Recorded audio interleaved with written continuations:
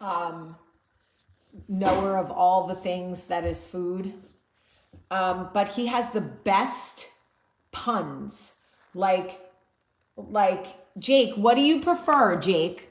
Like, are you a chef? Some people don't like chef. They like, oh, cook. Okay. Cook. See, some people don't like chef. Jake is my cousin, yes, on my Jewish side. But his Instagram handle is at Jake Cohen. And we're going to do a live, by the way. He promised me we could do one so I could ask all my food questions. Because I'm a pretty good cook, but I learned from the other side of my family. Oh, cookbook author now? You better say that, Jake. You better say that, cousin. Let me tell you all what kind of cousins I have on my Jewish side, okay? Jake Cohen, cook, book author, cook extraordinaire, the best food puns you ever did see in your life, happily married, great husband to his husband, great brother to his sister, great son to his father, just all around great human being. And when COVID is over, I'm going to his what's it called on Fridays? Oh my God, I've been Catholic too long. I can't remember. What's it called? Jake, help me out. Seder. You know, his Seder dinner. And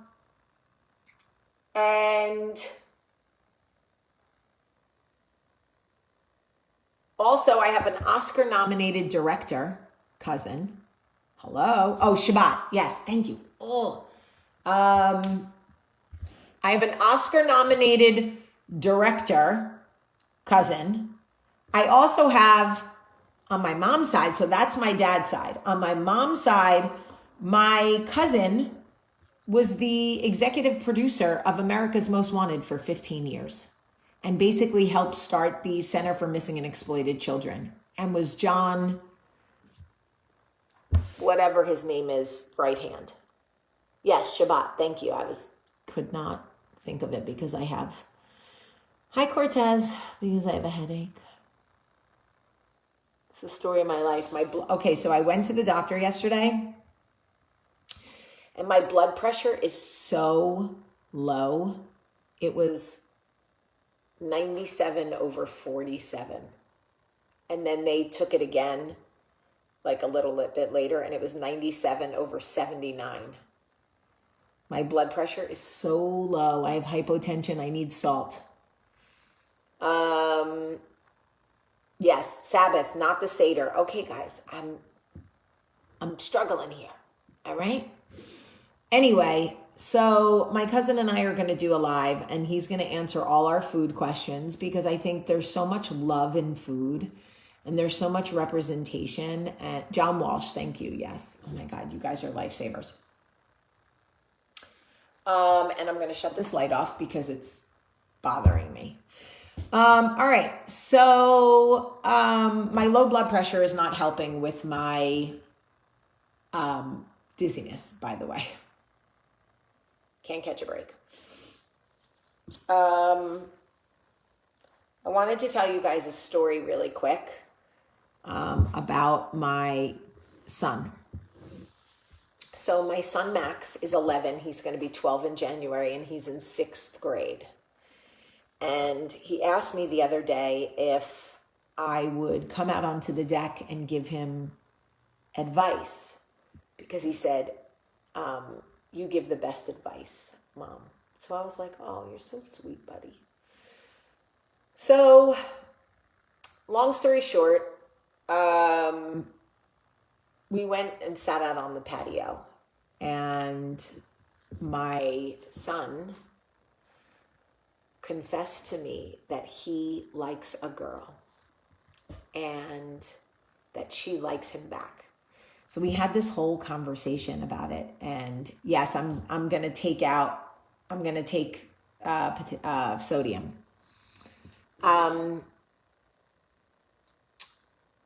So anyway, my son was talking to me about this girl he likes, and I was so happy for him.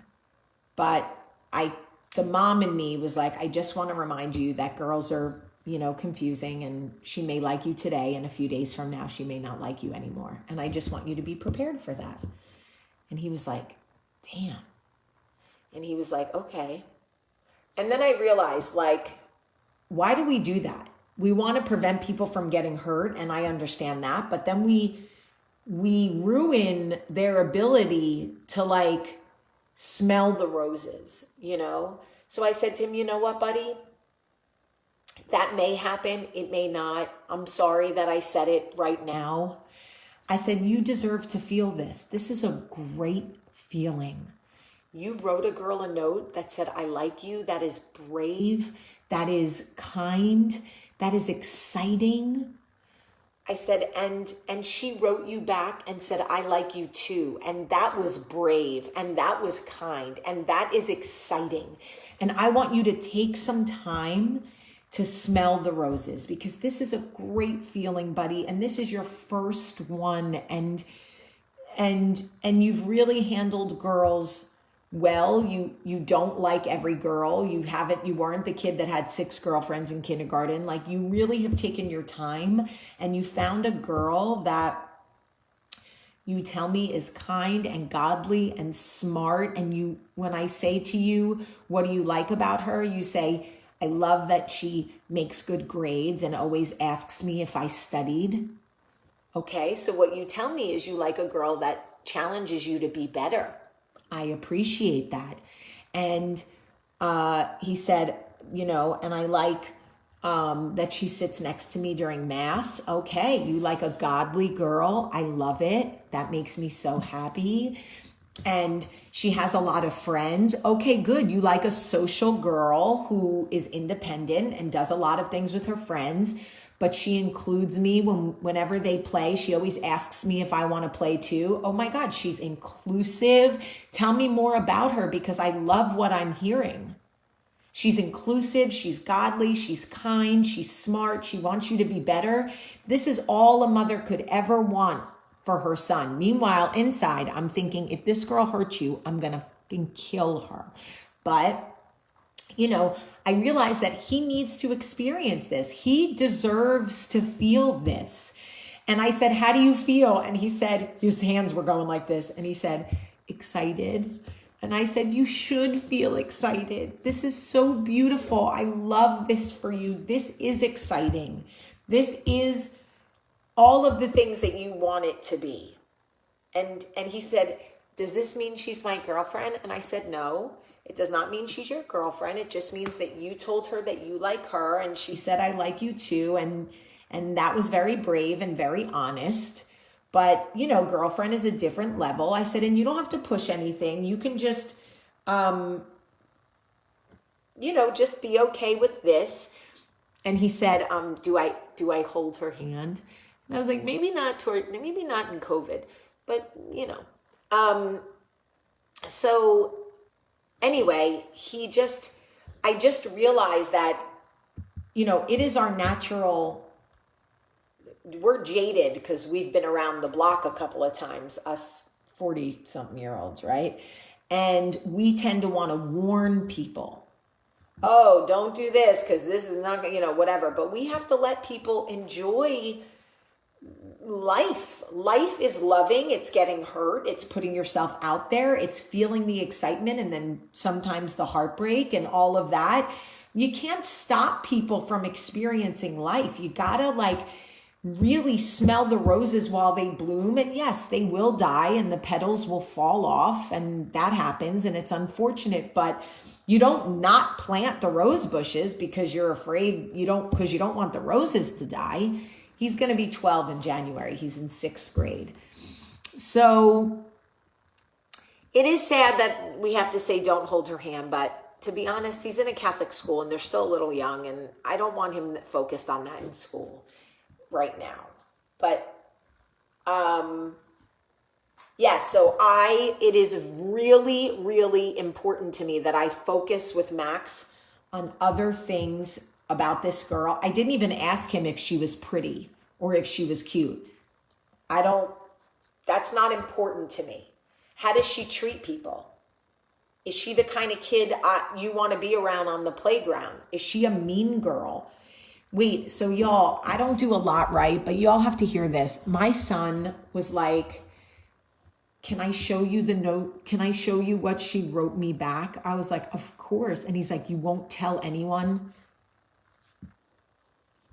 Really, he meant his siblings. I'm not going to tell his siblings. And y'all don't tell. Y'all better not tell. So he showed me the note that she wrote back. And it was so sweet. And, you know, they're very young. It's very new, obviously.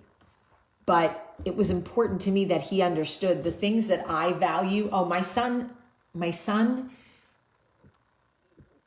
like I walked into, he came home from soccer last night and I had been dressed up because I went to dinner with friends for my birthday. And do you know what he said when he walked in from soccer last night? He walked in, he goes, well, who's this pretty lady? I was like, I love you. And Olivia's like, he's your favorite. I'm like, he's so good to me. He speaks to me with so much respect. When I ask him to do something, he says, okay, mommy. I'm like, you roll your eyes. You say, why me? You quit calling me sexy, you fucking annoying ass. I'm talking about my kid. Ugh. Oh shit, I didn't mean to pin it. I meant to block you.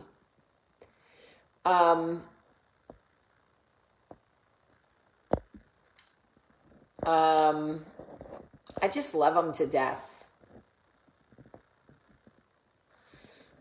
I just love him.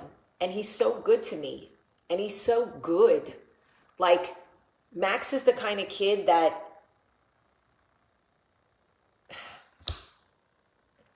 I can't even explain it. Anyway, the most important thing, hey 6ix9ine, the most important thing is that I love that he wanted to talk to me and said I give the best advice. Are you kidding me? I don't even know what I'm telling you right now, but I did tell you to stop and smell the roses. And I did tell you to focus on the things about her that are important. That's why I didn't ask if she was pretty or cute. I just asked if she was nice. And then he was like, remember you took me to her house and you met her mom? And I was like, do y'all remember when I told you the story about, I don't know if you guys remember this, but hear me out. So, you know how sometimes kids say things and how the fuck does this guy keep getting back in? Fuck.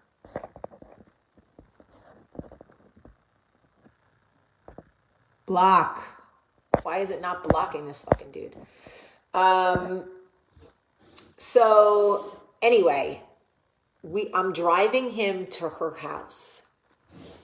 And the house before hers, we were looking for the number on the house.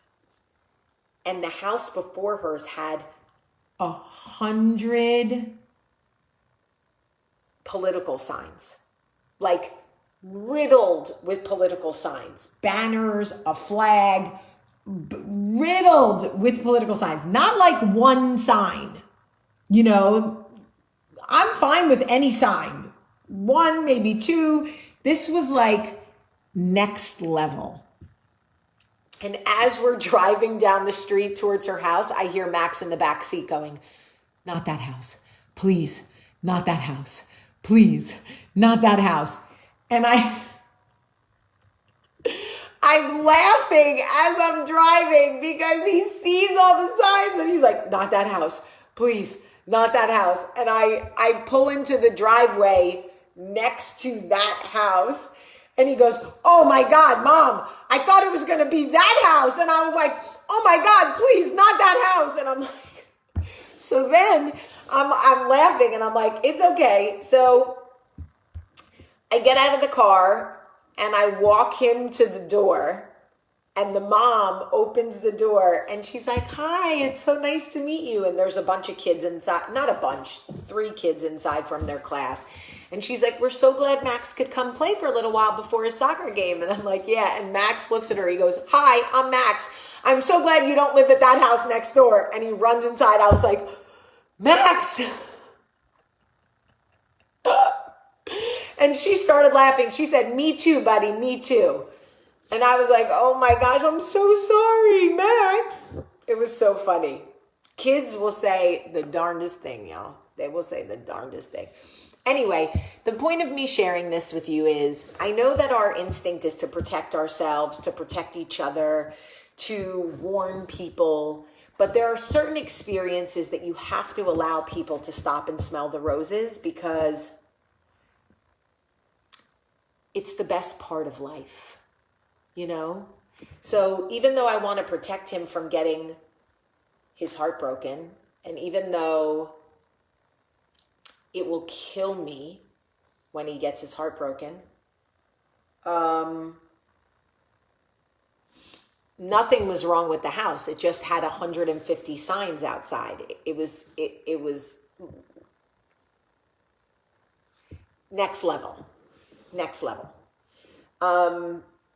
Anyway, just smell the roses.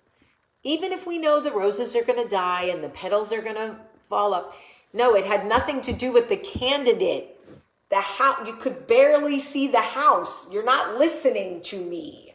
It was not about who the signs were about. It was about, it looked like one of those things where someone's turning 50 and they put crows all over the lawn. There was 100 signs in the lawn and flags and banners hanging for, it was, anyway, I'm sure some of you would have thought it was wonderful. My son was just like, holy shit, not that house, because it's a lot. It's extreme. When you're 11, that seems scary, you know, like fanatical almost. Yes. It was not at all about who it was. It was about like, holy moly. Anyway, it's overwhelming when you're 11. You know, like, holy crap, I got to walk in there. He was so nervous already. And he was like, oh my God, not that house. Please, not that house, not that house. I'm going to try to protect his heart. But, you know, he's got to smell the roses. He's got to go through it. He's got to enjoy it. And if she breaks his heart,